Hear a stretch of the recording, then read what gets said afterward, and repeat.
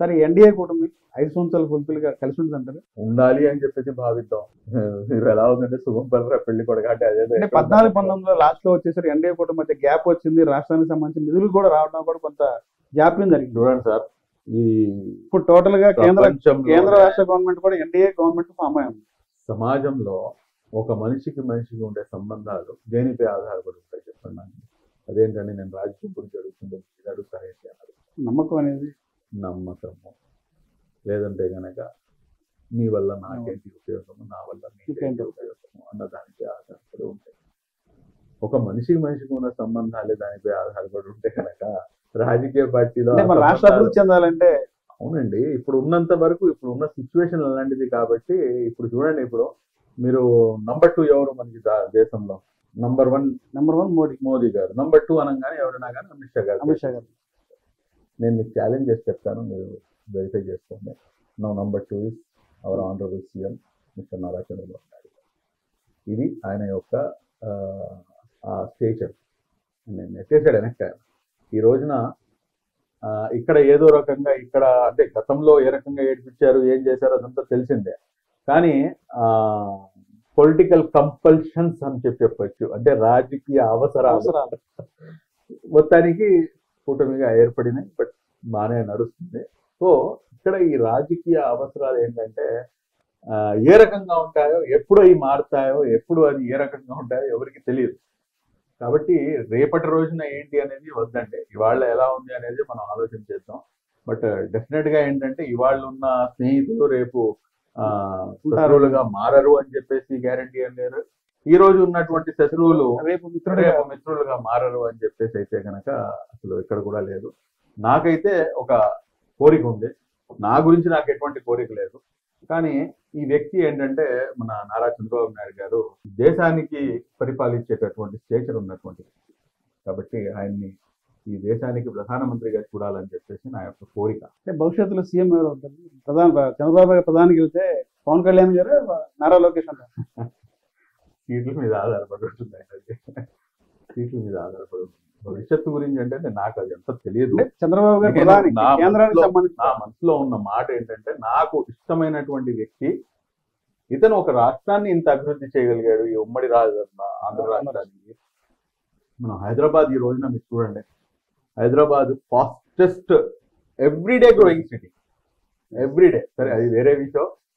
Sir ఇక్కడ ముఖ్యమంత్రి అయిన తర్వాత అక్కడ స్టాగ్నెంట్ అయిపోయింది.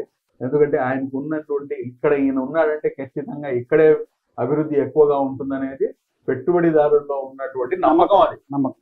దానికి ఉదాహరణ మొన్న వరద బాధితుల సహాయార్థంలో అది ఎంత క్రిస్టల్ క్లియర్ గా అర్థమైపోయింది. చూడండి, ఇంతకుముందు ఎప్పుడైనా చూసాము మనం ఆ రకంగా జనాలు తీసుకొస్తే ఏంటన్నట్లు.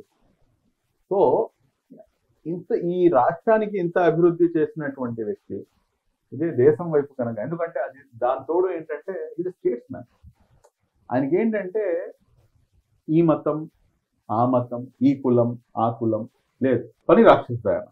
ఆయనకి కావాల్సింది ఏంటంటే ఎలా, హౌ, దీన్ని ఏ రకంగా దీనికి మనం ముందుకు తీసుకెళ్తాడు. ప్రతి దాంట్లో కూడా టెక్నాలజీని, ఐటీని, దాని తర్వాత ఒక రకంగా ఏంటంటే ఇన్నోవేటివ్ థాట్స్ ని ఆయన తీసుకొచ్చి దాంట్లో పెట్టే ప్రయత్నం. ఇటువంటి వ్యక్తి కనుక ఒక్కసారి అవకాశం దొరికితే ఏమవుతుందంటే ఈ మొత్తం దేశానికి ఒక దిక్సూచిలాగా ఆయన యొక్క థాట్ ప్రాసెస్ మనకు వస్తుందేమో అని చెప్పేసి నా యొక్క ఆశ. బట్ ఆయన అది ఫుల్ఫిల్ చేస్తారా లేదో దేవుడు అనుకుంటే కనుక ఏదైనా కానీ సాధ్యమైతే కాదు. 2014 నుంచి 2018 వరకు ఇదే బీజేపీతో పాటు కలిసి ఉన్నారు చంద్రబాబు నాయుడు గారు. అప్పుడు మాకు జరిగినటువంటి అన్యాయం ఏంటంటే ఇప్పుడు కొత్తగా అన్యాయం చెప్పడానికి, అప్పుడు కూడాను ఆయన డెకోరం మెయింటైన్ చేశాడు. ఆయన ఆ డెకోరం మెయింటైన్ చేశాడు. ఆ 2014 నుంచి 2018 వరకు జరిగినటువంటి అనర్థాలు 2019 నుంచి 2024 మధ్యలో జరిగింది. అనేకమైనటువంటి అత్యాచార సంఘటనలు, అనేకమైనటువంటి మర్డర్లు, అనేకమైనటువంటి దాడులు, అనేకమైనటువంటి ఫాల్స్ కేసులు, ఇవన్నీ కూడా పెట్టిన దాఖలా ఎవరి హయాంలో అంటే ఇదే వైఎస్ జగన్మోహన్ రెడ్డి గారి హయాంలో. మళ్ళా దేన్ని మనం నమ్మాలంటే ఏదైతే మేము ఎక్స్పీరియన్స్ చేశామో గతంలో దాన్ని ఎక్స్పీరియన్స్. దాని తర్వాత మీకు ఇంకో ఉదాహరణ చెప్తాను. భారతీయ జనతా పార్టీ 4% రిజర్వేషన్ కి వ్యతిరేకం అని చెప్పేసి పుంఖాలుగా మామూలుగా అసలు ఒక రేంజ్ లో ప్రచారం చేశారు. మీరు గమనించారో లేదో, చంద్రబాబు నాయుడు గారు నారా లోకేష్ గారు చిన్న పిల్లలు 1కి 10 సార్లు చెప్పేటట్టుగా మీ 4% రిజర్వేషన్కి ఎటువంటి ధోకా లేదని అన్ని సార్లు చెప్పారు, భరోసా ఇచ్చారు. భరోసా ఇవ్వడం ఒక ఎత్తు అయితే కనుక గెలిచిన తర్వాత అధికారంలోకి వచ్చారు. 4th జూన్ రిజల్ట్ వచ్చింది. June 5th June 6th national మీడియాకి మా యువ నాయకులు నారా లోకేష్ గారు నేషనల్ మీడియాకి అడ్రస్ చేశారు. అడ్రస్ చేస్తూ దాంట్లో పర్టికులర్ గా ఒక గోధి మీడియా క్వశ్చన్ అడిగింది, మీరు ఎందుకని చెప్పేసి మీరు ముస్లింలకు ఇవ్వటం అనేది అది మతపరమైనటువంటి రిజర్వేషన్లు కదా, దాన్ని మీరు ఏ రకంగా సపోర్ట్ చేస్తారు, మీరు బీజేపీతో ఉన్నారు కదా అంటే చాలా స్పష్టంగా, ఎంత స్పష్టంగా అంటే అంత స్పష్టంగా నేను కూడా చెప్పలేను. నారా లోకేష్ గారు ఇచ్చినటువంటి సమాధానం ఏమిటంటే ఇది సామాజిక న్యాయము, this is an social justice, this is not based on the religious reservation కాదు అని చెప్పేసి ఓపెన్ గా సమాధానం ఇచ్చినటువంటి నాయకులు. కాబట్టి ఏదైతే చిత్తశుద్ధి ఉందో ఆ చిత్తశుద్ధి నమ్మకానికి పునాది అవుతుంది. జగన్మోహన్ రెడ్డి అధికారం కోల్పోయిన తర్వాత పార్టీ కార్యాలయం కూడా తన ఇంటి దగ్గరే పెట్టుకున్నారు. అధికారం ఉన్నప్పుడేమో వేరే చోట ఉంది.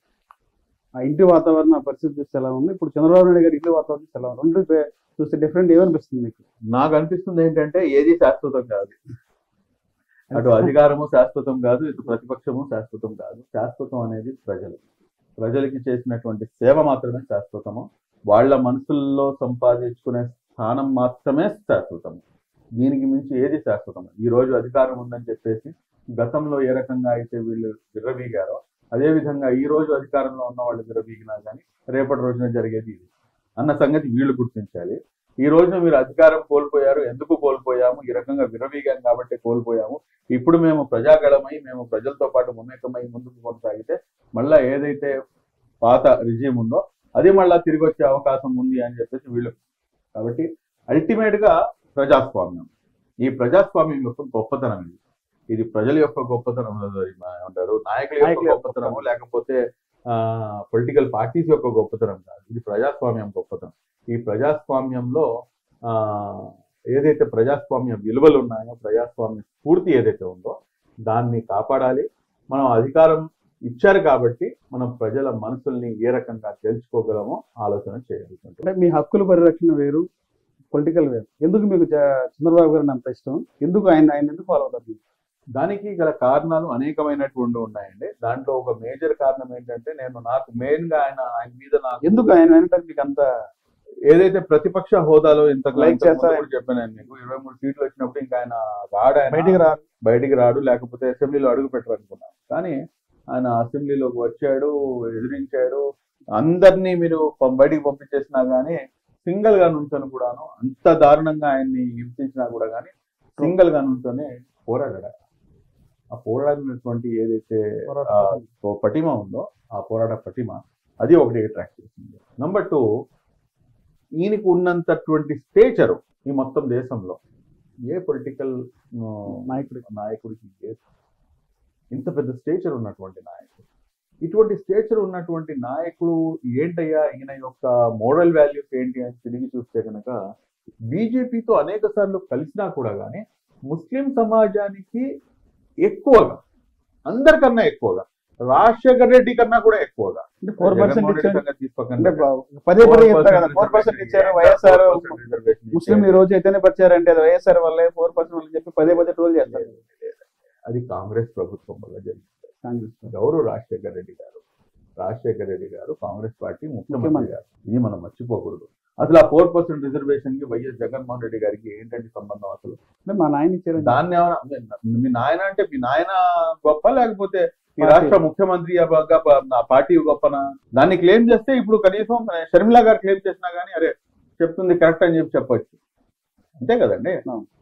కాబట్టి ఆయన యొక్క ఇది ఏంటంటే ముస్లిం సమాజానికి అత్యధికంగా ప్రాధాన్యత ఇచ్చారు. ఆయనకి ఓట్లు వేయకపోయినా కానీ 2014లో 19 ఎన్నికల్లో ఆయనకి ఓట్లు వేయకపోయినా కూడా కానీ ఏ చిన్న సమస్య వచ్చినా కానీ ఆయనతో పాటు నిల్చున్నారు. అంటే 2014లో కూడా ఇప్పుడు పడినటువంటి రికార్డెడ్ స్థాయిలో ఓట్లు పడలేదు. అప్పుడు కూడా ఏంటంటే బీజేపీతో ఉన్నారని చెప్పేసి ఆ కారణంతోనే కాస్త గ్యాప్ వచ్చింది. కానీ 2014 నుంచి 2019 వరకు ఏ రకంగా అయితే ముస్లిం సమాజానికి అభివృద్ధి దిశకు పయనించాడో, గతంలో ఉమ్మడి రాష్ట్రం ఉన్నప్పుడు అసలు ఆయన చేసిన ఒక్కోటి కాదు సార్. నిజంగా చెప్పాలంటే తెలుగుదేశం పార్టీ ఆయన చేసినటువంటి ఏదైతే కార్యక్రమాలు ఉన్నాయో, లేకపోతే అభివృద్ధి ఏదైతే ఉందో ముస్లిం సమాజానికి సంబంధించి దాన్ని జనాల్లోకి తీసుకెళ్లడంలో పూర్తిగా విఫలమయ్యారు. దాన్ని మేము ఛేదించి దాన్ని శోధించి మొత్తం బయటికి లాగి ఈ రోజున మీకు హైదరాబాద్ చిన్న ఎగ్జాంపుల్, హైదరాబాద్ గచ్చిబౌలిలో ఎకరం ఎంత ఉందన్న? కోట్లలో ఉంటుంది, కోట్లలో ఉంటుంది. ఇక్కడ 200 కోట్ల రూపాయలు, సారీ 200 ఎకరాలు, 200 ఎకరాల స్థలాన్ని మౌలానా అబుల్ కలాం ఆజాద్ నేషనల్ ఉర్దూ యూనివర్సిటీకి కేటాయించినటువంటి నాయకుడు చంద్రబాబు నాయుడు గారు. 200 ఎకరాలన్నా ఈ రోజున మొత్తం దేశానికే తలమానికంగా తయారైంది ఆ యూనివర్సిటీ. అప్పట్లో ఎప్పుడు ఉమ్మడి రాష్ట్రంలోనూ హైదరాబాద్ లో కేటాయించారు. ఎవరండి చేసింది? ఒక సమాజం అభివృద్ధి చెందాలంటే కనుక ఆ సమాజానికి దానికి మీరు ఏదో 4 పైసలు పడేసి చేసేసామంటే కనుక అది కరెక్ట్ కాదు. ఆ సమాజం యొక్క మూలాల దగ్గర నుంచి అభివృద్ధి చేసుకుంటూ రావాలి. అదేవిధంగా ఈ రోజున షాదీఖానాల యొక్క సంస్కృతి 2 తెలుగు రాష్ట్రాల్లో కూడా ఆ షాదీఖానాల నిర్మాణం మా నియోజకవర్గానికి ఒకటి ఉంటే సరిపోతుందంటే నో. మండల స్థాయిలో మీరు చూడండి, మండల స్థాయిలో ఎక్కడైతే ముస్లింల సాంద్రత ఎక్కువ ఉందో అక్కడ చూసి మీరు పెట్టండి అని చెప్పేసి అన్ని ఈ రోజున ఏదైతే మన విడిపోయిన తర్వాత ఆంధ్ర రాష్ట్రంలో ఎన్నైతే షాదీఖానాలు ఉన్నాయో ప్రతి ఒక్క షాదీఖానా కూడాను ఆయన నిర్మించిందే, చంద్రబాబు గారు ఇచ్చిందే.